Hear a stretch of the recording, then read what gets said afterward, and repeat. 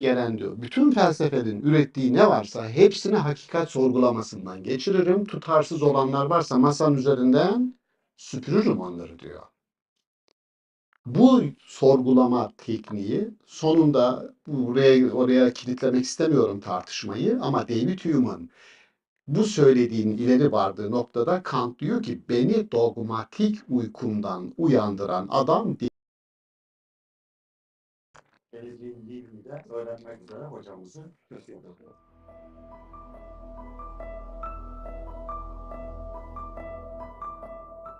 Yüzü gülen biri.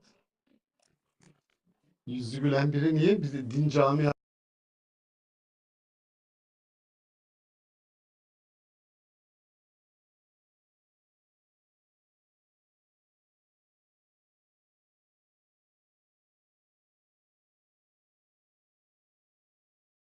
Çalışmaları Vakfı'nda asık suratlı insan bulamazsınız. Fahrettin Hoca'nın kendisi zaten bak mütebessim.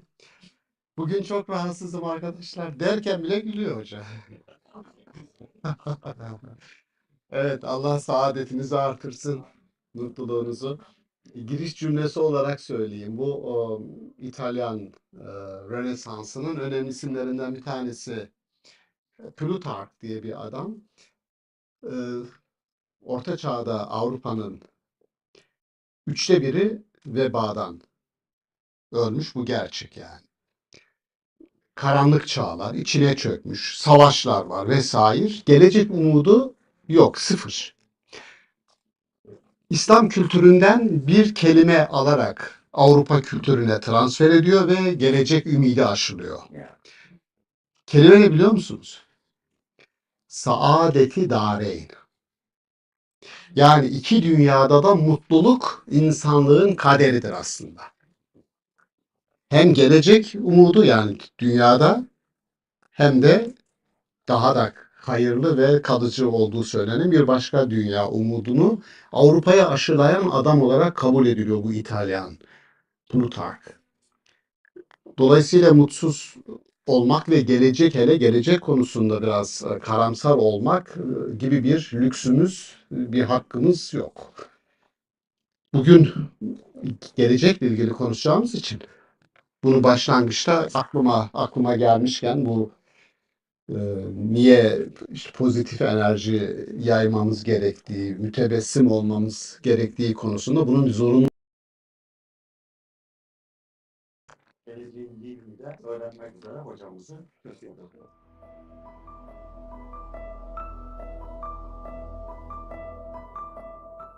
Yüzü gülen biri. Geleceğin dilini de öğrenmek üzere hocamızı gösteriyor.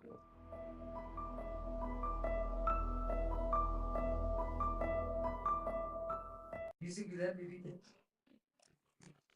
Yüzü gülen biri niye? Bizi din camia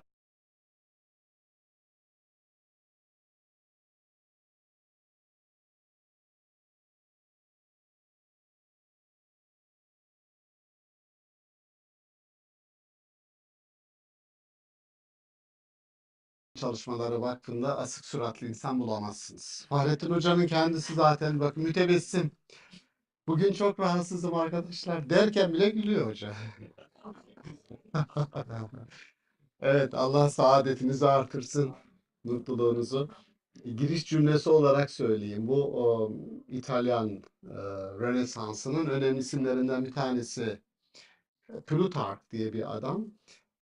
E, Orta Çağ'da Avrupa'nın 1/3 vebadan ölmüş, bu gerçek yani. Karanlık çağlar, içine çökmüş, savaşlar var vesaire. Gelecek umudu yok, sıfır. İslam kültüründen bir kelime alarak Avrupa kültürüne transfer ediyor ve gelecek ümidi aşılıyor. Kelime ne biliyor musunuz? Saadeti dareyn. Yani iki dünyada da mutluluk insanlığın kaderidir aslında. Hem gelecek umudu yani dünyada hem de daha da hayırlı ve kalıcı olduğu söylenen bir başka dünya umudunu Avrupa'ya aşılayan adam olarak kabul ediliyor bu İtalyan Plutark. Dolayısıyla mutsuz olmak ve gelecek, hele gelecek konusunda biraz karamsar olmak gibi bir lüksümüz, bir hakkımız yok. Bugün gelecekle ilgili konuşacağımız için bunu başlangıçta aklıma gelmişken bu niye işte pozitif enerji yaymamız gerektiği, mütebessim olmamız gerektiği konusunda bunun bir zorunluluk olduğu konusunda bir fikir beyan ederek gidelim istedim. E, Fıtratımızda da bu var. İslam düşüncesinin çok temel kavramlarından bir tanesi fıtrat. Batıdaki bir insan, günahkar insanı biz tanırız. Ve günahkar insan, günahkar olduğu için, kötülüğe bulaştığı için onun iyi bir gelecek kurması mümkün değil diyor. Neden? Adamın kendisi zaten batmış, günaha bulaşmış diyor. Bunun tam tersi, iyi bir fıtrat, iyi bir gelecek planlaması için iyi bir başlangıç, kalkış noktası. Doğru mu? Yani dolayısıyla geleceğin dini ve dinin geleceğini bugün konuşurken başlangıç olarak bu zorunlu olarak bir ön gereklilik olarak bunları koymak lazım. Çünkü başta bir teori kurmak istiyorsanız buna tanzir deniyor. Tanzir. Nazariye kurma. Tanzir Arapçada nazariye yani teori kurma. Teori başta kurulmaz. Teori en sonda kurulur. Ama teori kurmadan önceki bir aşama sebep sonuç yani illiyet bağını tespit etmektir. Ona da talil deniyor. İlliyet bağı. Sebeple sonuç arasındaki ilişkiyi iyi kurmanız lazım. Yani çok iyi bir fıtrat, iyi bir insan, iyi bir sonuç için bakın sebeplilik bağını kuruyoruz. Ondan önceki aşama tedlil. Söylediğiniz şeyi delillendirmeniz gerekiyor. Yani gerekçelendirmeniz gerekiyor. Gerekçemiz ne? İyi fıtratımız var diyorum. İyi yaratılmışız. Dolayısıyla iyi bir gelecek ummamız için iyi bir gerekçemiz var elimizde. Tedlil dedikleri süreç. Dolayısıyla bütün bunlara başlarken de ilk aşamamız bizim tarif aşaması. Tanımlama aşaması. Tanımlarken de, insanı tanımlarken de, gerekçelerimizi koyarken de, tedlil yaparken de, sebep sonuç bağlantısını kurarken, talil yaparken de, en sonunda tanzir yaparak bir teori kurarken de sürece bakarsanız insan anlayışımızda, o insana eşlik eden Allah anlayışımızda, bu anlayışı bütün detayını diyebileceğim şekilde veren ilahi mesaja baktığınızda bir defa geleceğin umutlu olmamız gereken bir gelecek mi? Yoksa bakarsak insanlığın tarihine, binlerce yıllık tarihine bunun bir parçası ya da zorunlu sonucuysa kötü olacak diye çok kötümser bir tarih algısına da kayabiliriz. Onun için başlangıçta şunu tespit etmek lazım. Anımız, şu anımız, geçmiş tarihin, yani dünün, geçen senenin, 100 yıl öncenin, 1000 yıl öncenin tarihinin zorunlu bir sonucu mudur? Yoksa o tarihten kopma şansımız var. Bir aşama mıdır? Bir defa burada anlaşacağız. Burada tamamen yani bugün dünün sonucudur. Bu doğru. Şu anda bizim yaşadığımız birçok olumsuzluk daha önceden döşenen yolların bizi getirdiği bir yer. Öyle mi? Doğru. Fakat peygamberler bir şey gösterdiler bize. Bir kopuş mevcuttan bir kopuş. Bütünüyle bir kopuş olmasa da.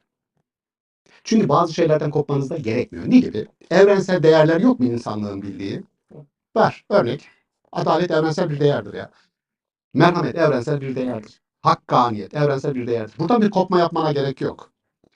Ama adaletin, hakkaniyetin, eşitliğin, özgürlüğün en üst formu, biçimde farklılaşırız. Özde değil. Adalet özdür. Dünyanın her tarafında var. Ama biçim farklılaşır. Uygarlık, medenilik öz olarak her yerde vardır. Ama uygarlık biçimleri farklıdır. Formda farklılık var. Tıpkı insan özü hepimizde var. Şurada var olan herkesin formu, biçimi farklıdır. Özü kaybetmediğiniz sürece biçimi değiştirin. Onun için geleceğe açıklık, yeniliğe açıklık insanın doğasında var. Açıklık, farklılık doğada var ama öz korunacak. Dolayısıyla dinlerin, peygamberlerin geldiklerinde muhafaza ettikleri ona ibqa deniyor bekadan. İbka, bu kalacak dedikleri var. Bu ıslah edilecek. Onarılacak, arıza veriyor dedikleri var. İmha edilecek dedikleri var. İbka, ıslah ve imha. Öyle şeyler var ki bugünkü toplumumuzda da imha edilmesi lazım. Ne o? Başka insanları kendi gibi görememe, empati kuramama, hemhal olamama. Dünyayı kendi etrafında dönüyor zannetme. Bencilliğin her türlü formu yani. Bir hastalık mı bugün? Hem de ne biçim hastalık. Bu hastalık eğer çok güçlü elinde silahı falan olan bir milletin eline geçerse, yani o millet bu hastalığa duçar olursa, al sana İkinci Dünya Savaşı'nı, al sana katliamı, al sana işte Gazze'yi, al sana vesaire. Yani tekil bir kişi hasta olursa sorun yok. Ama bir uygarlığın hastalığına dönüşürse bu, o zaman kan revan içindesin. Enzo Traverso diye bir adamın kitaplarını okuyorum son günlerde. Fire and Blood kitabının adı. İkinci Dünya Savaşı'nı anlatıyor. Faşizmin yaptıklarını anlatıyor. Fire and Blood. Lütfen birisi tercüme etsin. Evet. Ateş ve kan. Ateş ve kan. İnsanlık bunu da yaratma kabiliyetinde. Ateşi ve kanı insanlarla buluşturma kabiliyetinde. Merhameti de, sevgiyi de buluşturma kabiliyetinde.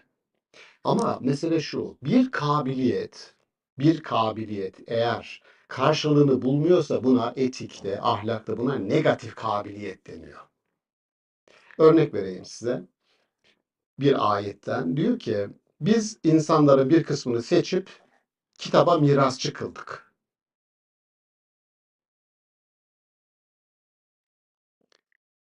Bakın Allah'ın kitabına mirasçı kıldık diyor. Bunun ötesi yok. Bunlar peygamberin milletleri yani. Bir kitabın peşinden gidenler. Yahudiyim diyor, Hristiyanım diyor, Müslümanım diyor vesaire. Bunlardan bir kısmı kendilerine zulmettiler. Bunlar zalim. Allah Allah. Peygamberin ümmetleri, kitap ehli. Biz dinler tarihi derslerinde, lisede, üniversitede böyle tasnif yaparken dinler ikiye ayrılır. Bir semavi dinler, bunlar iyidir. Bir de semavi olmayan işte Doğu dinleri, Budizm, onun içinden çıkan Hinduizm, onun işte reforme edilmiş formu, Budizm. Bunlar semavi kitaplar ve dinler değil, dolayısıyla bunlar zaten falan bir tarafa koyabilirsiniz gibi bakıyoruz. Oysa buraya bakarsanız Kur'an-ı Kerim diyor ki semavi kitaplara sahip adamların bir kısmı zalim. Zalemu enfusahum. Kendilerine zulmettiler. Bunlar zalim. İkincisi bir kısmı orta yolu tuttu. Orta yolcular. Üçüncü kısım erdemin zirvesini yakaladılar. Sabikun. Önde gitmeye çalışıyor. Süper. Üç gruba ayırıyor peygamberlerin ümmetlerini. İki grup yani zulmedenler zaten açık zulmetmişler. Orta yolu tutanlar ne? Orta yolu tutanlara işte etik, negatif kabiliyetli insanlar diyor. Bu şu demek, kabiliyetlerini bir artı değer yaratmak için hiçbir şekilde kullanmayan tipler. Yani kabiliyetim var, aklım var. Aklın zekatı nedir? Her malın zekatı kendi cinsindendir. Aklın zekatı düşünmektir. Soru sormak bize ucu dokunabilir. Çok soru gelirse Sabri Bey, çok soru gelirse zor durumda kalabiliriz.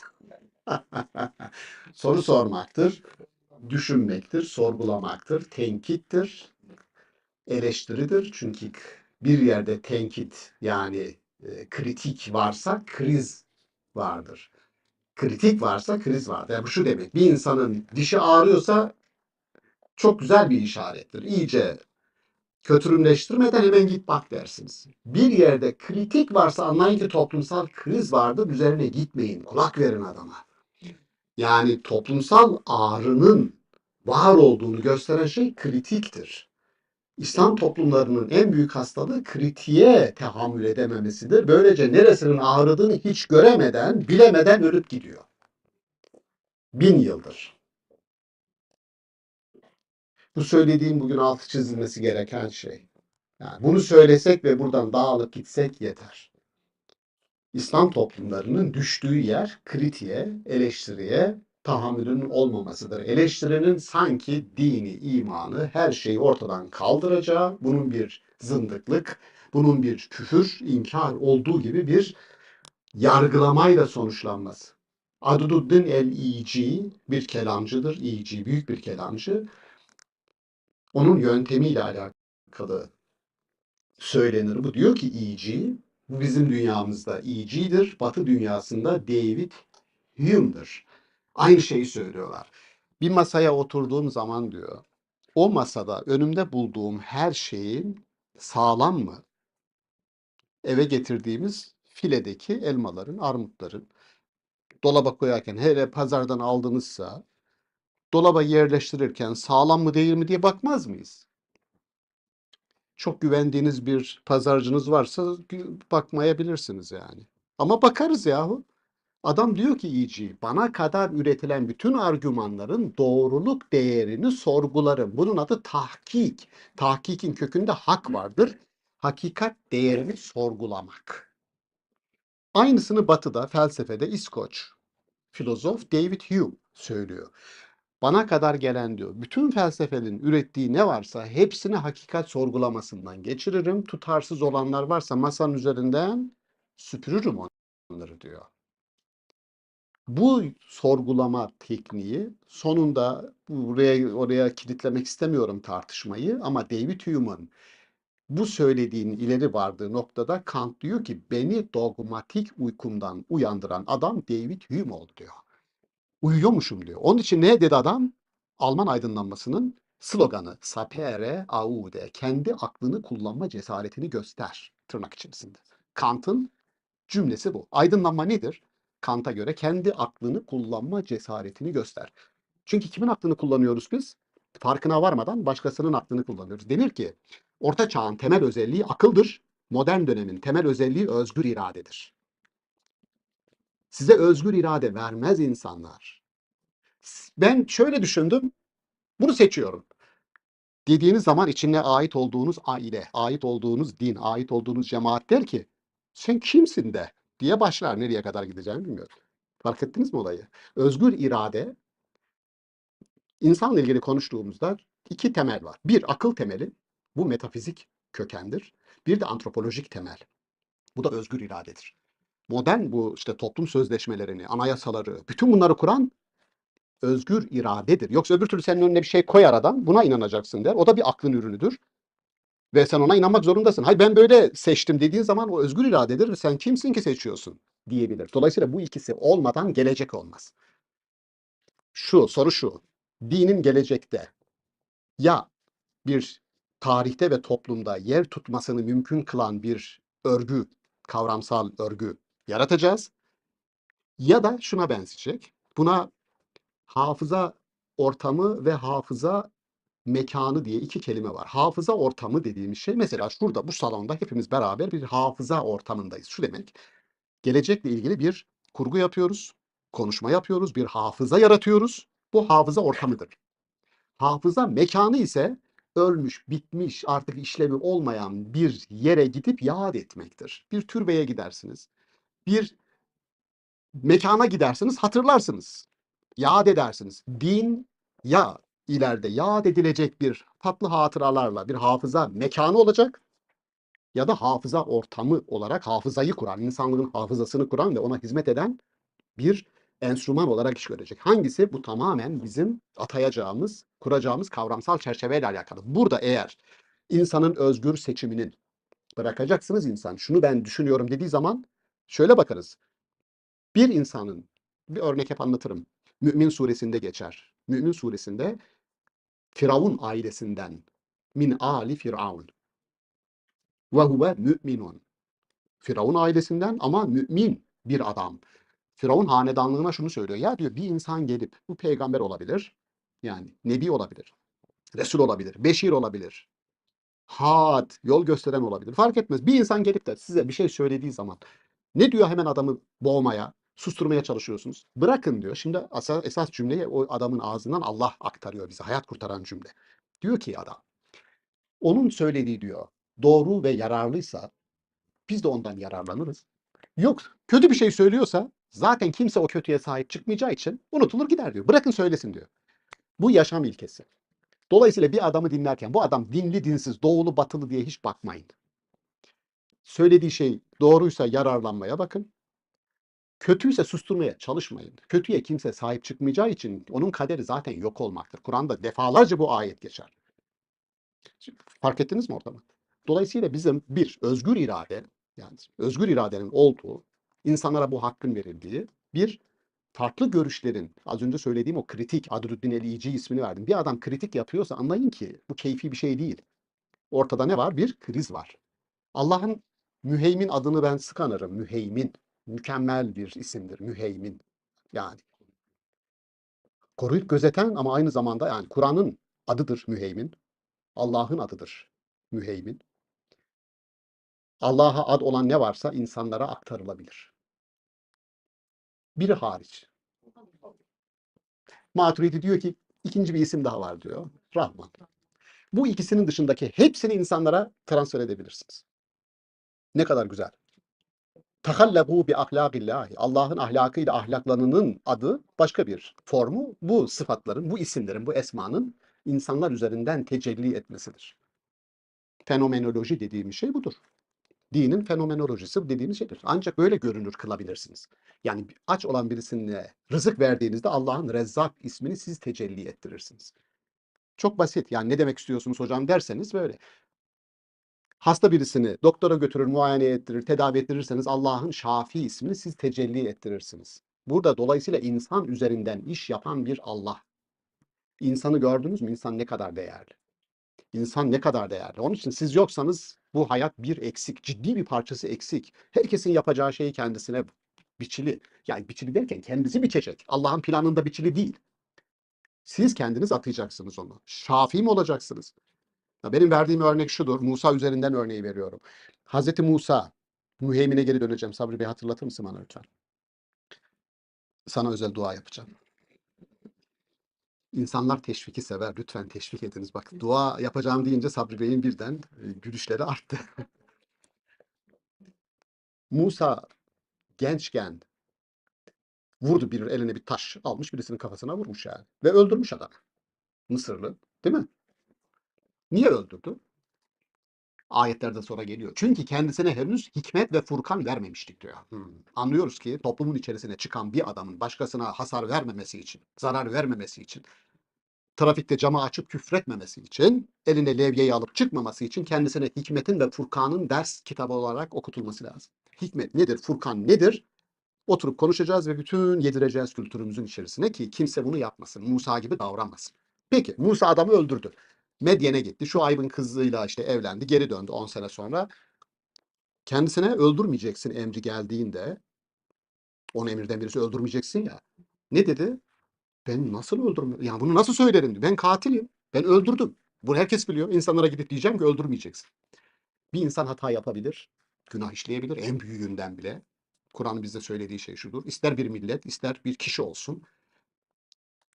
Teselli kelimesi, teselli kelimesi ve men, selva ve men kelimesi birlikte anılır Kur'an-ı Kerim'de. Bakara 57'de. Trajedi yaşayan ister bir kişi olsun en ağırından. En ağırı ne olur? Bir anne baba çok sevdikleri bir çocuklarını mezara koydular diyelim. 10 yaşında öldü. Olur mu? Kur'an-ı Kerim diyor ki bu trajediyi ister bu kaybı bir kişi yaşasın, ister bir millet, toplum yaşasın. Yapılması gereken ilk şey yani şöyle. Ve zallelna aleykumul gamam. Kederin, gamın her türlüsü üzerinize yağabilir.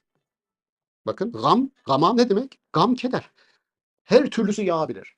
Ama iki kelime var orada çalışan. Bir, selva, bıldırcın diye tercüme ediliyor ya. Selva kelimesi Arapçada ilk akla gelen teselli. Önce teselli edeceksin. Geçmişle bir yüzleşecek. Onu kabul edecek. Yasını tutacak.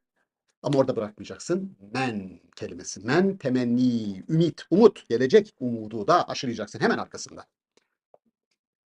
Dolayısıyla bir peygamber, Musa ya da bir başkası ya da biz toplumla insanların içindeyken, tarihin bir parçasıyken, tekil olarak ya da toplum olarak tesellisini alacağımız, yasını tutacağımız olaylarımız olur. Millet olarak da olur. Dindarlar olarak da olur. Yok mu? Dolu. Ama asla geçmişin günahıyla, suçuyla yaşamayın. Selva dediği bu. Onu bir yüzleşin, onun yasını tutun ve unutun. Çocuğun öldü tamam ölene kadar bununla yaşama diyor. Selva dediği bu. Bu çok ciddi bir öneridir. Musa da ben öldürdüm bir kişi. Ölene kadar ben katilim. Böyle gidersen sen hiçbir iş yapamazsın. Onun için Musa elini çıkardığı zaman bembeyaz göründü. Yani katil el temizlendi, rehabilite edildi. Çarıklarını çıkar, ayakkabılarını çıkar. Ayakkabılarını çıkarmak demek geçmişini bir geride bırak. Bununla ebediyen yaşayamazsın. Ama bir şey var. Bir şey var. Bunun gerçekleşebilmesi için Musa, bir kişiyi öldürdün ya sen. Bundan sonra öldürülmeyi bekleyen ne kadar adam varsa Mısır'da onları kurtaracaksın. Çünkü her günahın tövbesi kendi cinsindendir. Anlaşıldı? Öyle pasif bir şekilde teselli buldum. Çok da umudum var. Hayır, şartlı. Kur'an-ı Kerim hoşunuza gider ya da gitmez. Cennet vaat ederken bile bir şart dili kullanır. Şöyle yaparsanız in. Yani şunu desek ya Rabbi sen çok latifsin. Çok ya, hazinen geniş ya bana ekstra bir şey versen yani fazladan. Ben bir şey yapmadan ne eksilirsen. Bizim yakında oldu bir iki hafta önce emekli olan bir öğretim üyemizle sohbet ediyoruz. Şimdi emekli olunca azıcık daha yeni taze emekli. Alışamamış. Alışsa sorun yok. Alışamadığı için korku başlamış. Emekli oldum her an gelebilir. Kapıyı çalabilir havasında hocamız. Gerçekten üzüldüm durumuna. Alışmış olanlara bakıyorum sanki ölüm hiç yokmuş gibi davranıyorlar. Alışmış olanlar iyi. Şimdi diyor ki hocam diyor dua ettim Allah'a. Dedim ki ya Rabbi bak. Yani öbür tarafta dolduracağım bir boşluk varsa geleyim. Ay yoksa burada yapacak işim var diyor. Ya burada dolduracak boşluk var. Dedim bu süper. Yani ismini vermiyorum hocam. Çok sevdiğim bir yeni emekli olmuş bizim fakültemizden bir hocamız. Dedim güzel. İnşallah bu duanın bir karşılığı var. Dolduracağım bir boşluk varsa geleyim diyor. Şimdi dolduracağımız burada bir boşluk var. Şartlar ondan. Şöyle yaparsanız in. Çünkü ne dedik? Bizim üzerimizden bir dünya kuruluyor burada. Ya bunu yapan aktif olarak yaparsan oluyor. Yapmazsan olmuyor. Çok biraz belki ağır gelecek ama aç olan bir insanı doyurduğun zaman doyuyor. Yoksa acından ölüyor. Yani Allah ya Rabbi sen Rezzak değil misin? Evet. Bu adam acından ölüyor. Hadi rızık versene demek ahlaksızlık. Ahlaksızlık çünkü senden o istiyor. Bu bir tür iş buyurmak. Ya sana söylenen şey insanları ya diyor ki çocukları, kadınları ızdırap çeken bir iç savaş. Gazze gibi diyor. Oradaki insanları, yalvaran, yakaran insanları oradan çıkarmak. Niye çıkarmazsınız diyor. Niye gayretine girmezsiniz diyor. Şimdi biz otursak desek ki ya Rabbi onları niye çıkarmıyorsun? Ya niye bunu yapmıyorsun diye. Hayda. Olayı fark ettik mi? Şimdi çok ciddi bir iş buyuruluyor. Dolayısıyla şartın, cennet dediğimiz ben şöyle anlıyorum. Diyorum ki cennet bir simülasyon. En bariz özelliği cennetin, biz hep şuna, tamam itiraz etmiyorum. İşte altında ırmaklar akan mesela tamam. Okey. O da olsun. Ama çok daha soyut bir anlatım var. O da şu. Cennetteki insanların birbirlerine karşı içlerinde kin, nefret, öfke çekip çıkarılmıştır. Şimdi bu kadar farklı mezhepten, farklı meşrepten, cemaatten, etnik kökenden oluşan heterojen, kozmopolit bir toplumda yaşadığınızı düşünün. Öyle. Türkiye toplumu öyle. Ne var? Kürdü Türk'ü var. Alevisi Sünnisi var. Seküleri muhafazakarı var. Alt alta dizseniz bu kadar karşıtlığı çok az toplumda bulursunuz gerçekten. Yani Avrupa'da bulamazsınız. Avrupa'da işte bu yeni kolonyal süreçlerden, sömürge süreçlerinden sonra adamlar farklı insanları gördüler. Oysa biz yani hem Selçuklu, yani Selçuklu'nun yönettiği Bağdat, Araplar var, İranlılar var. Yani Selçukluların kurduğu medreselerin müderrisi İranlı. Cüveynisi, Gazalisi. Kozmopolitlik bizim yapımızda var. Biz eskiden beri tanıyoruz. Peki bu birbirine karşı bu gruplardan içinde diyorum ya Alevi'nin Sünniye, Sünni'nin Alevi'ye, Kürd'ün Türk'e, Türk'ün Kürt'e ya da diğerlerinin aralarında kin, nefret, öfke birbirlerine karşı besliyorlarsa, biri diğerine Yezid diyorsa, biri diğerine başka bir şey diyorsa bu insanların cennet hayali kurması ancak hayal. Bu dünyada bunu atmadığın sürece, bu kinin, öfkeyi atmadığın sürece öbür tarafta cennet bekleme hayalin olmasın çünkü şartı yerine getirmedin bak. Dolayısıyla simülasyon dediğim bu. Onun için Kur'an-ı Kerim'deki hele bizim gibi yapıları bildiği için şunu söylüyor. Haşr suresi 10. ayet hep anarım. İnsanların ey Rabbimiz bizden önce geçen kardeşlerimizi bağışla. Onlara karşı içimizde bir kin, nefret bırakma. Tartışmıyorum ki. Muaviye iyi mi kötü mü? Hata yapmıştır diyor Kur'an-ı Kerim. Bağışla. Kim bağışlanır? Hata yapan bağışlanır. Hazreti Ali, Hazreti Osman. Hata yapabilir mi? Yapsın, yaptı. Bağışlama ondandır. İnsan mı? İnsan. Mantık hatası yapmamak lazım yani. Onlar hata yapmadı. Hayır, insan mı? İnsan. Tamam bitti. Biz insan seçmiyoruz ki. Kalite Bizim kültürümüzde var. Yani tafdil, mafdul meselesi. O yani hiç oralara girecek değilim. Halifeye kim? Halifeye hak kazanmıştır halife diye. İşte eftal dururken yani en faziletlisi dururken daha altta meftul denilen ikinci seviyede faziletli olan birisi halife seçilebilir mi? Tartışmalara bak. Aslında ön kabule dayalı tartışmalar. Hiçbir karşılığı yok. Kapattım onu ama şuradayız. Bir gelecek yani dinin geleceği ve geleceğin dini derken ben şöyle hareket etmek istiyorum. Bir, gelecek eğer geçmişin bir devamıysa ve sürekli gidip de beslendiğimiz, üzüntü duyduğumuz kaynaklar, kin duyduğumuz kaynaklar, Kerbela gibi mesela, sahabiler arasındaki o mücadele gibi. Eğer gidip oralardan sürekli beslenme durumumuz varsa hep zehirleniyoruz, onu söyleyeyim ben size. Bu bir zehirlenme. Bu dilden bir defa kurtulmak lazım. Dil her şeyin başında. O dili bir defa düzeltmek lazım. Rekabete sokan, ikincil hale getiren dilden bir kurtulmak lazım. Dolayısıyla hafızayı, ya bir milletin hafızası o milletin geleceğini hiçbir şekilde ipotek altına almamalıdır. Yani bu çok kolay bir şey değil bu söylediğin. Çünkü insan hafızasıyla var. Ama şöyle bakalım. Bir anlamda biz araftayız. Bakın. Artık olmayan ile henüz gelmeyen arasındayız. İşin kötü tarafı gelecek. Gelecek. Saatimiz kaç? Kaç şimdi saat? 14.45 mi? Saat 3 yok yani. Bakın 3 tamamen bir plan. 3 öyle bir şey yok. Gelecek diye bir şey yok yani.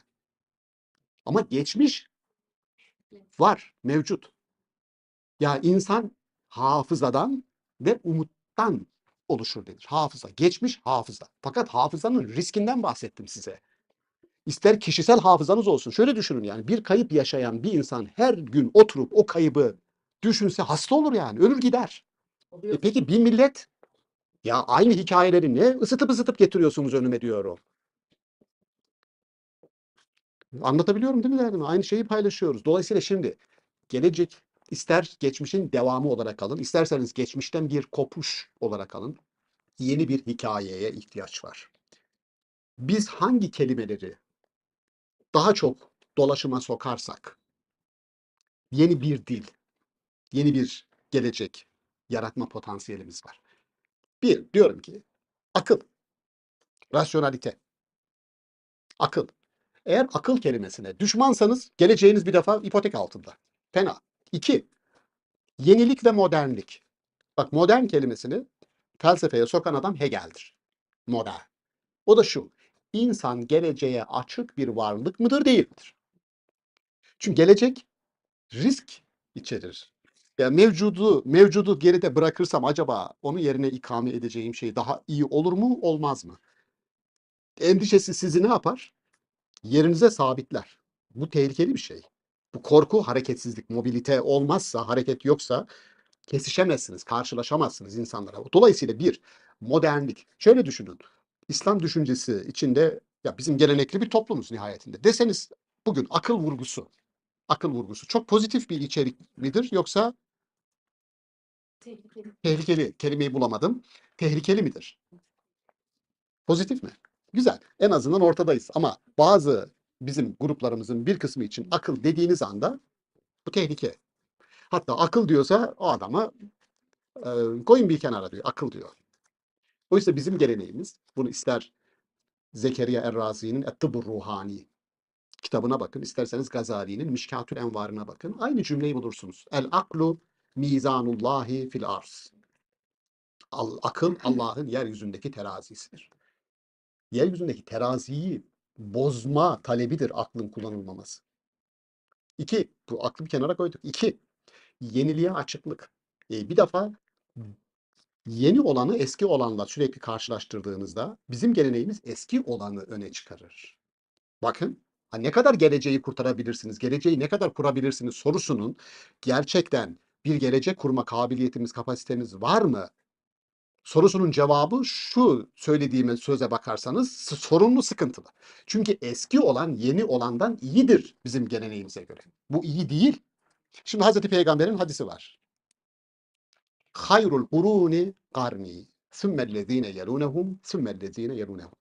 Çağların En hayırlısı benim yaşadığım çağdır. Sonra onu takip eden, sonra onu takip eden. Gittikçe ne olur? Bir dekadans, bir çöküş, bir aşağıya doğru gidiş olur. Şimdi bu bir tarih tezi okumasıysa gelecek kötürüm oluyor. Oysa biz şunu yaptık. Şunu söyledik. Hazreti Peygamber öz olarak bir peygamberin insanlarla buluşturduğu şey her şeyin özüdür. Formu değil. Demin yaptık o ayrımı. Özüdür. Adaletin özü, merhametin özü, digergamlığın özü, insan olmanın özü, toplum olmanın özü, millet olmanın özü hepsini bunun adı hidayettir. Yani bütün çekirdeklerin nereye gideceğini, yani bir kayısı çekirdeğinin kendisi hidayettir. Yöneleceği şey bir kayısı ağacıdır. O ağacın dalları, yaprakları, yağıdır, kokusudur, aromasıdır vesaire. Çekirdek olan her şeyi insanlarla buluşturur. Hidayet kitabıdır. O yola sizi sokar yani ama sizi alıp elinizi tutup da sonuna kadar götürmez yolun. O yola sizi sokar. Doğru rota burasıdır der. Tıpkı kayısı ağacı olmanın ne anlama geldiğini o çekirdeğe kodlaması gibi.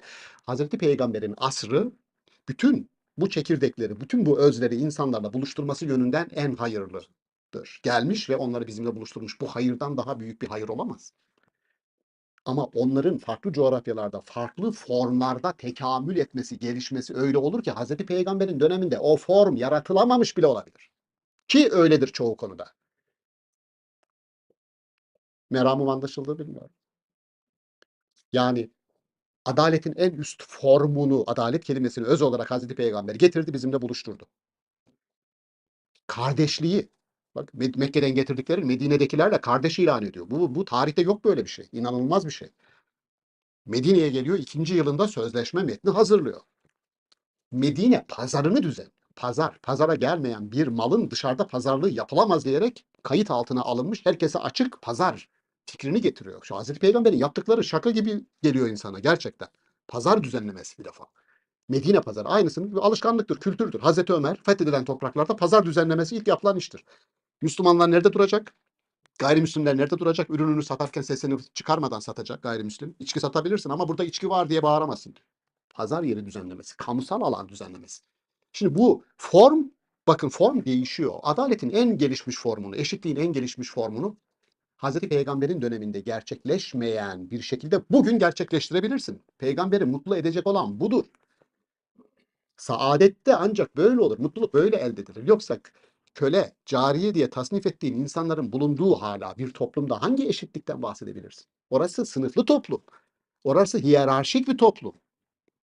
Bu yeni bir olay değil ki. Gidin Eflatun'un dünyasına. Aynısı var. Devlete bakın. En tepede yöneticiler var. Altında askerler var. Altında esnaf var. Daha altında hiç anmadığın köleler var. Sınıflı toplum. Hiyerarşik toplum. O orta çağ bu hiyerarşi toplumunu modern dönem diyor ki bundan sonra eşitlik var diyor. Hiyerarşi yok. Bundan sonra rıza var, sözleşme. Herkesin rızasını alacağım diyor. Öbür tarafta rıza yok ki. İnsanın olduğu yerde rıza yoksa, bu senin ister çocuğun olsun, ister eşin olsun. Böyle bir kültür, rıza kültürü gelişmemişse sonunda despotizm oluyor. Ailede despotizm oluyor. 10 kişi arasında, sonra seçtiğin devlet başkanı da despotluk yapınca diyorsun ki adam despotluk yapıyor. Senden farkı yok. Bu kültür bunu üretiyorsa birbirimizden farkımız olmamış oluyor.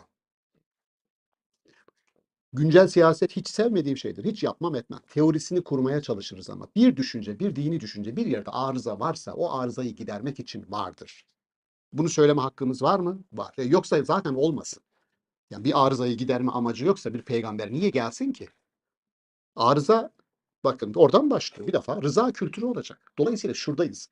Peygamberimizin söylediği benim çağım en hayırlı çağdır. Neden? Çünkü insanlarla yabancı oldukları terimleri, kültürü getirmişsin, içlerine koymuşsun. 23 yıl içerisinde bunu bir yaşam alışkanlığı haline getirmeye çalışmışsın. Ne kadar başardın? Başarabildiği, peygamberin başarmak diye e, yani bir kriter geliştirip de peygamber kalitesini ölçmüyoruz ne kadar başardı diye. Çünkü diyor ki ve ma tevfiki illa billah. Ortada bir başarı varsa bu Allah'ın başarısıdır. Dolayısıyla o başarıyı ölçersek sanki Rabbin başarısını ölçmüş oluruz. Niye? Ve Rabbeke fekebbir. Yapıp ettiğin her şeyin arkasında Allah vardır. Sen kendin değil. Yani o hedefi sana o gösteriyor. Kendi başarın olarak bunu satma diyor. Doğru mu? Ve Rabbeke fekebbir Müddessir suresinde. Başarıyı başkalarıyla paylaşmak insanı büyütür. Biz bunu yaptık demek insanı büyütür. İnsanı büyütür. Onun için Hazreti Peygamber'e ilk öğrettiği şey bu benim kendi başarımdır diye bunu insanlara pazarlama diyor. Bugün de öyle değil midir? Bir insan ben diyen bir insana tamam sen dersin çeker gidersin yanında yani. Bu iletişim ahlakıyla alakalı bir şey. Şimdi bu büyük parantezi kapattım geriye geldim. Nereye geldim? Sabri Bey'in bana hatırlatmadığı müheymine geldim. O zannetti ki o hatırlatmayınca ben hatırlamayacağım.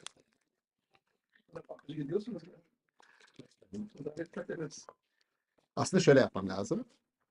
Sabri Bey unutursa Fahrettin Hocam sen hatırlat diye. İkinci bir hatırlatma. Mutlaka hatırlatma müminlere fayda verir diyor hocam da. Biz en iyisi şurada üçlü bir triyolog kuralım. Müheymin kelimesini dedim ki Kur'an-ı Kerim kritik ve krizden geldi. Bir yerde kriz varsa kritik vardır. Kur'an-ı Kerim baştan sona kadar bir kritik kitabıdır. Eleştiri kitabıdır. Kendinden önceki peygamberleri, kendinden önceki ümmetleri, insan davranışlarını kritize eder. Bu kritik etmenin adı müheyminliktir. Bunu yaparken aslında amaç korumadır birinci derecede. Yani eleştirinin koruma amaçlı olduğunu unutmamak lazım. Yıkıcı, tahrip edici değildir. Bunu bizim kabullerimize ters bir şey söylediği zaman bir adamın bunun yapıcı bir unsur olduğunu kabul etmek bir defa. Buradan başlayacağız. Ama biz ne yapıyoruz? Üzüyor bizi o. Doğru mu? Ters bir şey söyledi, üzüyor. Niye? Farklı gerekçelerimiz var. Bu müheyminliği, heymene kelimesi, heymene, Arapçada, bu ağaçların tepesinde kuş yuvaları vardır. Bir leylek yuvası düşünün ya da sıradan bir kuş. Kuş üzerinde sürekli dolanıyor yuvanın. Uçuyor. Bu uçuşun adı heymenedir. O uçan kuş da müheymindir. Niye uçuyor? Herhangi bir yırtıcıdan o yavruları korumak. Allah müheymindir. Yarattığı varlıkları koruma amacıyla uçan bir kuş gibi gözeten, gözetleyen değil. Bak gözeten. Farklı iyi koymak lazım. Gözeten bir Allah. Allah da, peygamberi de, dini de ya gözetler, bizim kullandığımız dil gibi, bir hata yaparsan seni yakalarım gibi gözetleyen, panoptikon, Jeremy Bentham'ın 24 saat gözetlenen bir mahkumu anlattığı panoptikon. Gözetleyeceksin, saniye gözünden kaçmayacak. Panoptikon ya da bizim Katip Çelebi'nin cihannüma, bütün dünyayı gözetleyen optik. Cihannüma, bütün dünyayı görecek. Ya gözetleyecek ya da gözetecek. Şimdi Allah gözetendir. Tıpkı o kuş gibi. Niye gözetliyor yavruları? Gözetlemek için değil, gözetmek için. Dolayısıyla Allah gözetendir. Müheymindir. Adı bu. Kitabı da müheymindir. Hakikati tahrip edilmesin. Hakikat koruyucusudur. Hakikati gözetendir. Aynısı bize geçer. İnsan müheymindir. Gözetendir, koruyandır. Gerektiğinde kritize edendir. Sebep korumak için bunu yapıyorsun. Yoksa canını çıkarayım diye değil. Bu kültürel alışkanlıklarımız. Bakın bir kitap ismi. Kültürün canı cehenneme. Niye böyle bir kitap yazar bir adam? Kültürün canı cehenneme.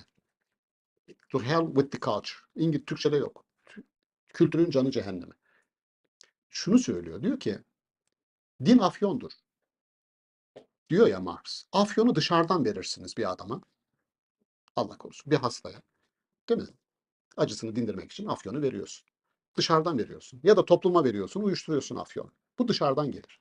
Din afyondur dediğin zaman din dışarıdan bir tür size. Geldi adam seni Katolik yaptı, Protestan yaptı, uyuşturuyor gibi. Kültür öyle değil. Kültür gönüllü olarak kişinin kendi kendini zehirlemesidir diyor. Farkına bile varmazsın. Tıpkı şuna benzer. Kokmuş bir balığı üzerine sos dökerek servis etmek gibidir kültür diyor. Dolayısıyla kültüre karşı dikkatli olun diyor. Bak biz çok dine karşı çok dikkatli bizim toplumumuz. Aman bize yani dinen yanlış bir şey söyler de böyle olur da falan. Kültür, bak bu bir kültürdür. Mesela kritik eleştiriye tahammül edip etmeme bir kültürdür. Bunu ne dinlisi ne dinsizi hiç kimse tahammül edemiyor bunu. Oysa kritik eleştiri büyük bir nimettir. Büyük yapıcı bir unsurdur. Bak bu kültür işte. Ali İzzet Begoviç rahmetlinin öyle bir sözü var yani. Mümkün olsaydı bütün eğitim müfredatının içerisine eleştirel düşünce dersi koyardım diyor. Yani nerede bir ağrı var, teşhis edelim ve onu bir yerde tıkanan bir şey varsa açalım şeklinde. Bu müheymin kelimesini yani musaddik, tasdik ediyor Kur'an-ı Kerim kendinden önceki kitapları. Ama aynı zamanda müheymin. Biz bizden önce geçen kültürü, bizden önce geçen geleneği aldık geldik, yapacak bir şey yok. Ya tarihsel amnezi yoksa olur ya, bir adam her şeyi unuttu. Gitti, hafıza silindi. Ama öyle değil. Hafıza silinmedi, orada duruyor. O zaman yapılması gereken nedir? Tamam, bu tabu var ama aynı zamanda Kur'an'ın yaptığı gibi müheymin ol. Yani varsa bir yerde arıza, bir yanlışlık, onu da söyle. Söylediğin zaman da kimse senin ağzını kapatmasın. Ona imkan versin. Dolayısıyla geleceğin dini dediğimiz şey, eğer dinin içerisinde din yeni olana açık değilse, kulak vermiyorsa, söylenen her şeyi kendi yapısına bir darbe gibi algılıyorsa, hafıza mekanına, yani ara ara ziyaret edilen bir yad edilen unsura dönüşür ileride. Ne kadar ileride bilmiyorum. Şu anda bile bizim kullandığımız din dili çoğu ortamda ve çoğu zihinde bir karşılık bulmakta zorlanıyor. Yanlış mıyım? Yanlış değilim. Mutlu olurum yanlışsam ama öyle değil. Katı sekülerliğin tanımı şudur. Katı sekülerlik. Sekülerlik, dinin söylediğinin artık kale alınmadığı bir ortama gelmişsiniz demektir diyor.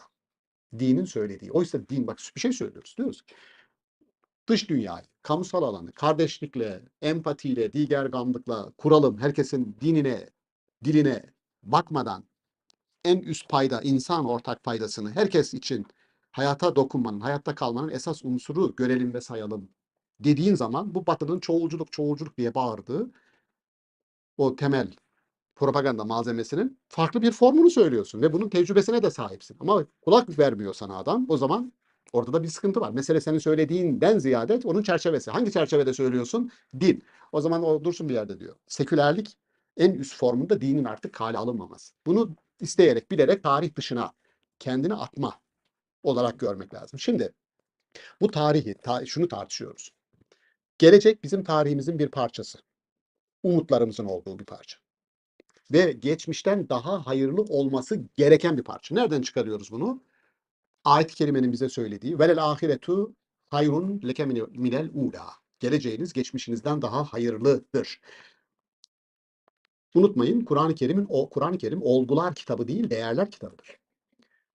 Daha hayırlıdır değil, haber dili değil, temenni dilidir. Temenni dili yargı dilinden her zaman üstündür. Yani gelecek geçmişten daha hayırlıdır mı? Gelecek geçmişten daha hayırlı olmalıdır mı? Olmalıdır, melimalı değer dilidir. Değer dili olgu dilinden her zaman bir ileridedir. Çünkü olgular değeri takip eder. Önce değeri koyarsınız. O değere göre olgular hizalanır. Dolayısıyla tercüme ederken de orada bizim aklımızda tutmamız gereken şey, gelecek geçmişten daha hayırlı olmalıdır. Kim yapacak bunu?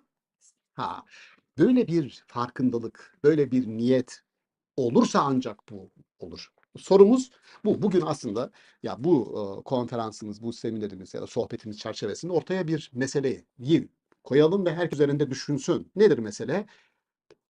Dünümüzden, yani dün dediğimiz dün Cuma'dan, geçen yıldan, 2023'ten, geçen yüzyıldan daha hayırlı, daha iyi insanlık adına, kendi adımıza daha iyi bir yüzyıl, daha iyi bir gün nasıl var edebiliriz? Nasıl var edebiliriz? Herhangi bir siyasal parti gibi düşünün. Piyasaya yeni çıkmış bir siyasal partinin tutulmasını mümkün kılan nedir? Efendim? Yeni. Hizmet yok henüz. Söyleyin lütfen. Hikayesi. Size ne vaat ediyor? O vaat de şudur. Olmayan bir şeyi olduracağını söyleyecek. Yalan mı söyleyecek? Güzel. Türkiye'de siyasetle ilgili vatandaşın kanaati bu. Bir siyasi söylüyorsa, gelecekle ilgili vaatte bulunuyorsa yalan söyleyecektir. Söyleyelim buradan. Söylemeyin lütfen. Yalan söylemeyin. Yapacağınız şeyleri vaat ediniz diyelim. Yapacağınız şeyleri vaat edin diyelim. O zaman da siyasi olamazlar diyorsunuz. Onlar da şöyle diyor. Yani siyasetin ahlakı yoktur diyorlar. Machiavelli takip ediyoruz biz diyorlar. Keşke İbn Zafer'i takip etselerdi. Çünkü Machiavelli de İbn Zafer'i takip ediyordu. Ama yanlış anladılar. İbn Zafer'in Sülvanül Muta, o Sülvan kelimesi, Sülvanül Muta fi Udvanül Etibba. Yani ahalinin baş kaldırdığı bir toplumda Yönetim nasıl insanları teskin eder, nasıl yönetir? Sülvanül muta, sülvan kelimesi selva. Teselli dediğimiz kelimeyle aynı köktendir. Sülvan onu kitap ismi yapmış İbn Zafer. Türkçe'de 2 tercümesi var bu kitabın. Adil Hükümdar diye tercüme edildi.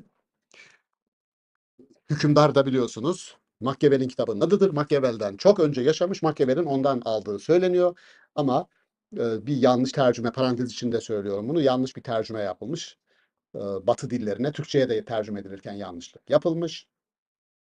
Hile kelimesi, yöneticide bulunması gereken 5 özellik anlatılırken bunların içerisinde sabır var, sabır var, zühd var, zahit olmalıdır diyor. Yani bir yönetici asla para peşinde koşmamalıdır dediği o. Bir özelliği de diyor hile bilmelidir. Şimdi Machiavelli'deki hile ile İbn Zafer'deki hile kelimesi bildiğiniz hile olarak Türkçe'ye aktarmışlar. Trick gibi yani. İngilizce'de trick olarak aktarmışlar. Bir tür sağ gösterip sol vuracak diyor yani. Aldatacak. Hile. Hayır, hile kelimesi Arapçada strateji demek. Ya yani yöneticinin bir stratejisi, bir planı olmalıdır geleceğe ilişkin. Hikayeniz olacak. Hikayeyi insanlara anlatacaksınız ve uygulanabilir bir şey olacak. Ümit verecek, umut verecek. İnsanları o hikayenin parçası yapacaksınız. En önemlisi de bu. Yoksa ne olur? Fransa'daki olur. Şimdi çok enteresan bir şeydir. Siyasal teoriler tarihinde neden Fransa'da devrim oldu da Almanya'da olmadı? Almanya'da reformlar oldu ama Fransa'da Fransız devrimi oldu. Neden? Çünkü Almanya'da 100'e yakın prenslik vardı. Bildiğiniz bugün diyelim Bavyera, Münih. Bak küçücük neredeyse köylerde varacak kadar prenslikler var. Bu şu demek. Prens aramızda. Ortada bir sorun varsa prense erişebiliyorsun, söylüyorsun, düzeltiyor, ıslah ediyor, reformla gidiyor. Devrime gerek yok. Oysa Fransa'da Paris'teki kral ne diyorsa Lyon'daki de ona göre hizalanıyor. Adam bağırıp çağırıyor. Burada bir terslik var. Sesi ona hiçbir şekilde ulaşamıyor. Erişebilirlik yok.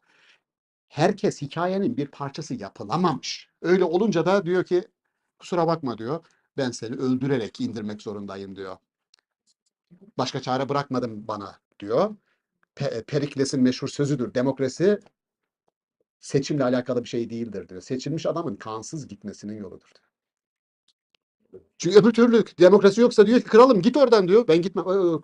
I'm sorry diyor. I have to kill you. Beni bağışlama diyor. Seni öldürmek zorundayım o zaman. Ne devrim yapmak zorundayım diyor ki olan o. Dolayısıyla ya hikayenize herkese rol atacaksınız ve herkes onun bir parçası olacak. Ve içerisinde yapıcılık olacak, umut olacak, beraber iş yapıyor olmak olacak. Tıpkı Allah'ın yeryüzünde insanı halife atamasındaki gibi onu onurlandırmanın, onu hikayenin ana aktörü yapmanın yolu bu. Doğru mu? İnsan yeryüzünde halife atıyor. Ayrıcalık, büyük bir ayrıcalık. Hikayede ona esas olan sensin diyor yani. Dolayısıyla bu gelecek projeksiyonumuzda umudun bir defa bunun geçmişten daha hayırlı olması için nerede ne eksik var? Bunun çok iyi tespit edilmesi lazım. Şimdi geçen sene bir toplantı yapıldı Hilton Bosphorus'ta. Konuşmacıydım orada. Benden önce de Cumhurbaşkanımız konuştu. Haklı olarak şunu söyledi. Epeydir söylüyor. Adalet. Dünyanın adalete ihtiyacı var. Bu işte Birleşmiş Milletler denilen o adaleti sağlasın diye kurulan yapının tam da adaletsizlik üzerine kurulduğunu, veto hakkı diye bir şey getiriyorsun. Çok affedersiniz yani böyle bir ihanet, insanlığa ihanetten başka bir şey değil. Göstere göstere 5 ülkenin dışındaki bütün insanları ikincil olarak saymanın başka bir şeyi yok yani. Birleşmiş değil, tam tersi ayrışmış milletler gibi bir şey. Değil mi? Öyle bir sözleşme, charter yapıyorsun yani. Dolayısıyla buna itiraz ederek adalet diyor. Doğru. Ama ben arkasından o konuşmamda şunu söyledim yani. Dünyanın bugün insanlık olarak ihtiyaç duyduğu şey adalet değil, merhamet. Merhamet. Kimse kendisi için istediğini başkası için istemiyor. Anlık yani bir insanın bir başka insanı düşünsenize yok etmek üzere bütün her şeyi seferber ettiği bir tarih yani. İşte savaşa ne diyor? Savaş sanatı. İşte yani Çin kültüründe öyle değil midir? Savaş sanatı diye. İşte savaş bir sanat. Bu kelimeler üzerinden ihanet ediyoruz. Aslında kelimelere ayıp ya. Ben çok yani çok üzgünüm. Bunu montaj yaparken bunu kesebilirsiniz ama burada söyleyeceğim. Çok affedersiniz. Yani genel evdeki kadınların yaptığı faaliyetin adına da kanunumuz o kadın sanatını icra ederken diye yazar. Metne bakın. Sanatını icra ederken. Sanatını icra ederken. Kelimeye ihanet değil mi? Savaş, sanat, ihanet değil mi? En büyük sanatkar, sani Allah'tır ya. O kelimeyi kullanırken azıcık insan utanır ya. Ya tepeden tırnağa gerçekten bir ama ne şu sorun şu. İnsanlık bugün neyin eksikliğini çekiyorsa hikayenize onu koyun. Neyin eksikliğini çekiyorsa onu koyun. Hikayemiz o olacak. Yeni bir gelecekte ne olsun derseniz o olacak. Benim hikayemde şu var. Yani tarih, Hegel'in sorusu şuydu. Tarih ister geçmişin devamı olsun, ister ondan bir kopuş olsun. Tarih bir yere doğru akıyor. Orta çağlar tarihin akmadığını, sürekli döndüğünü söylüyor. Zirveyi görürsünüz, tekrar dibi bulursunuz. Doğru, örnekleri çok. Kur'an-ı Kerim söylüyor. Sizden önce sizden daha güçlü ve sayısal olarak sizden daha fazla sayıda insanlar geldi, geçtiler diyor. Bizden daha güçlü. Mümkün. Bu bir teori olarak şöyle de kurgulanabilir. Biliyorsunuz bizim dünyamız gezegenler içerisinde en genç olan biziz. En son yaratılan. 21. yüzyıl için Tanrı diye bir kitap tercüme etmiştim, bilenler bilir. O kitabın içerisinde bir bölüm var, şunu tartışıyor. Uzay dışı varlıklar var mı? Bizden başka evrende varlıklar var mı? Adam şöyle tamam diyor. Dua edelim ki diyor olmasın. Eğer varsalar bizden çok daha ileride oldukları kesin. Çünkü bizden önce yaratıldılar. Bizden daha güçlü teknolojileri var. Bizden daha iyi dinleri var. Bizden daha yüksek ahlakları var demektir. Utanırız, yerin dibine geçeriz varsalar. Karşılaşırsak da hiç şansımız yok. Bizi yerle bir ederler. Çünkü biz daha acemiyiz. Ve dediği doğru. Biz acemiyiz. Biz çömeziz bakın. İslam dininin de çömeziyiz. 1400 yıl değil, belki 14 bin yıl sonra bu dinin standartlarına uyan insanlar gelecek ve takdir edecekler. Keşke bunu yazsak bir yere de 14 bin yıl sonra bu tecelli etse. Örneğin şu, sizin yakınınızı öldüren bir kişiye karşı 3 alternatifli bir tercih sunuyor ya Kur'an-ı Kerim. Kısasa kısas diyebilirsin. Öldürün, benim çocuğumu öldürdü, öldürün. Hayır öldürmeyin, tazminat, diyet ödesin diyebilirsiniz. Affettim diyebilirsiniz. Ben nasıl derim affettim? Adam katil ya, benim çocuğumu öldürdü. Ama Kur'an diyor ki Allah affetmeyi önerir. Bu toplum standardı şu anda yok. Dünyada böyle bir standart yok yani. Böyle bir standart yok henüz. Ama o toplum standardına erişmeniz için sizin başka standartlarda da gelişmiş olmanız lazım. Çünkü şunu bilmeniz lazım. Affetmenin ilk meyvesini affeden tadar. Bu da dış dünyayı değil, insanın iç dünyasını bir defa keşfetmekle olur. Şu ana kadar dış dünyayla uğraştık. İnsana daha dönmedik bile. Dönemedik daha doğrusu. Onu döndüğümüzde, bulduğumuzda takdir edeceğiz. Bu burada çok esaslı bir şey söylüyormuş diye. Onun için Kur'an-ı Kerim'den yani Kur'an'a bu Yahudi filozof, teolog, der ki bir kutsal metne yöneldiğiniz zaman en az 3 katmanın olduğunu bilin. Çünkü insan 3 katmandır. Bir dış bedenim var benim. Bir benim işletim sistemim var. Nefs dediğimiz. Bir de yeni öğrendiğim her şey, bilgi sistemim var. Aplikasyonlarım yani. Ruh diyoruz ona. Dolayısıyla insanın bedeni, insanın nefsi ve insanın ruhu. 3 katman. Kutsal metnin ifadelerinin bir kısmı insanın bedenine, bir kısmı insanın nefsine, bir kısmı insanın ruhuna hitap eder. Kur'an-ı Kerim o soyut dünyayı, öz dünyayı, insanın dış dünyasını da formüle edecek. O iç cevheri vurguluyor fakat biz henüz o aşamaya gelmediğimiz için fiziki olanla, hukuki olanla. Oysa hukukun özü nedir? Ya hukuk yapabilmeniz için sizin o hukuktan önce bir değerler sisteminiz olması gerekmez mi? Yani adalet duygusudur size yasayı ve kanunu yaptıran. Bak o daha önce değil mi? Adalet nedir? Bak orada tartışmayı, o özü orada çözemeden, o ruhu, özü çözemeden kanun yaparsan adam bir cümle kuruyor. Devletin esaslarını şeriata dayandırma suçundan madde 163 at içeri bir sen orada yatsın. Yok öbürü 141, 142 komünistlik istedi atır içeri yatsın. Yaşadık biz bunları, rahmetli Özal bunları kaldırana kadar. Abdülkadir Hoca bizde İslam hukuku hocamızdı. Ders almadım hocadan ama 90'ını geçti hoca. Emekli olduktan sonra hatıralarını yazdı hoca. Bana da bir kitap lütfedip gönderdi.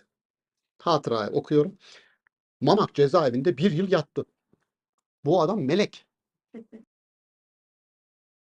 Gerçekten. Onun için yanlış. Onun için mi? Melek gibi bir insan. Dedim hoca nasıl ne olur? Tercüme edilen bir kitaba takdim yazısı yazıyor. Bir takdim yazısı devletin esaslarını şeriata göre düzenleme istiyor bu adam diye bir takdim yazısından içeride bir yıl bir adamı tutar mı ya bir şey? Devlet. Bu devlet olur mu Allah'ını seversen? Bu devletin geleceği olur mu? Umudu olur mu ya? Bunları nasıl koydun sen ya? Düşünce suçu ne ya? Yanlış. Ya yanlış. Böyle şey olur mu? Düşünce suçu ne ya? Bir adam fiziki olarak şiddete evirmediği sürece adama para ver düşünce üretsin diye ya. Aykırı para ver ya. Ver değil veriyorlar. Veriyorlar yani. İnsanlar veriyorlar. Amerika'ya gidiyor. Gidip hamallık yapıyor bizim en zekilerimiz. Aykırı düşünce üreterek, aykırı teoriler geliştirerek. Aykırı teori geliştir diye adama para veriyor insanlar. Buradakini sen içeri tıkıyorsun.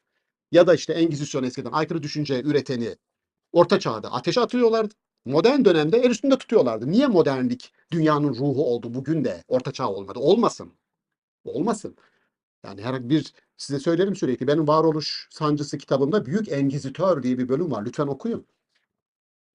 İnternette de erişilebilir Büyük Engizitörle ilgili bilgiler var. Dostoyevski anlatıyor bunu. Yani bir dinin peygamberi bile bugün kalkıp gelse o Engizitör olan kardinal peygamberi yakmakla seni yakarım diyor dinin peygamberine. Niye? Çünkü sen bize diyor krallık, ilahi krallık vaat ettin ama biz şunu gördük. Senin vaat ettiğin krallık karın doyurmadığı için biz kendi dünyevi krallığımızı kurduk. Onu yıkmana izin veremem diyor.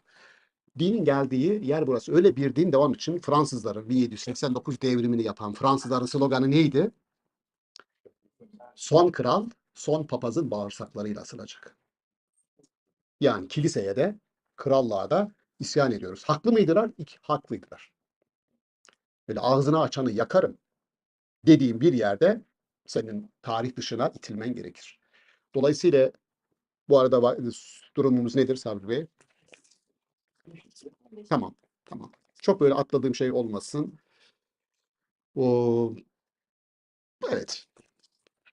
Yani mevcudun bizi geleceğe götürme, taşıma ihtimali çok zayıf. Onun için ben geleceğin, geçmişin bir devamı olmasını değil, tam tersine eskiden beri söylüyorum, bir kopuş olmasını önemsiyorum. Bu da yeni bir hikaye demektir. Bu yeni hikayede herkesin kendisini hikayenin parçası hissedecek kelimeleri üretmemiz lazım.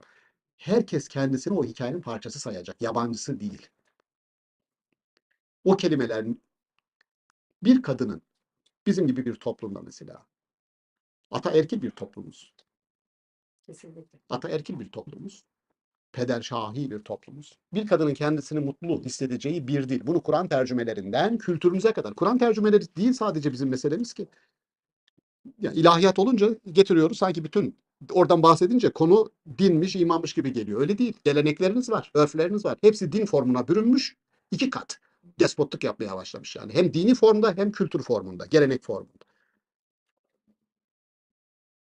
Kız çocukların erken yaşta evlendirilmesi mesela. Sen istediğin kadar bağır. Din buna karşıdır de. Ne dersen de adam orada kültür yürüyor seni duymuyor bile. Öyle bir duymuyor bile. Kanunen yasaklıyorsun. Sonra ihbarlarla alıyorsun erken yaşta evlilik yapanı içeri koyuyorsun. Orada ayrı trajediler yaşanıyor. Hadi üstesinden gel diyorsun.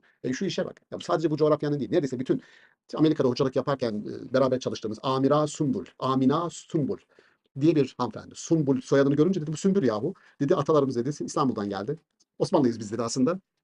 Mısırlı bir hanımefendi. Ama kitabının adı Honor Killings in Jordan. Ürdün'de namus cinayetleri.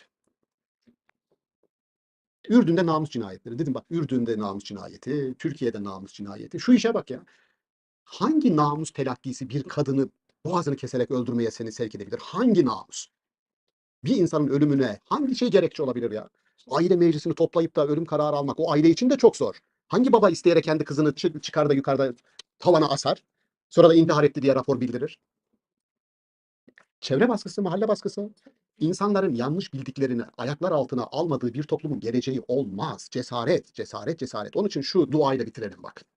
Diyor ki ey Rabbimiz bize doğru bildiklerimizi yanlış hatırlamıyorsam duayı. 3 kelime geçecek çünkü. Bunlardan bir tanesi sabır, birisi cesaret, birisi basiret. Karşılaştığımız zorluklara tahammül edecek, onların altında ezilmeyecek bir sabır. Doğru bildiklerimizi yapacak ve değiştirecek bir cesaret, bu ikisi arasındakini fark edecek bir basiret ihsan eyle. Geleceğimiz geçmişimizden daha hayırlı olsun duasıyla temennisiyle bitirmiş olayım. Teşekkür ediyorum dikkatiniz için. Evet. Hocamıza çok teşekkür ediyoruz. Fazla söz söylemeye gerek yok. Ben de bir duayla bitirmek istiyorum. Hocama inşallah hocamın ömrünün ve sıhhatinin, başarılı çalışmalarının daha Amin. Hepimiz için. Teşekkür ediyorum. Hanımlar. Efendim? Bu diyor ki Sabri Bey, senin duaya ortak çıktı.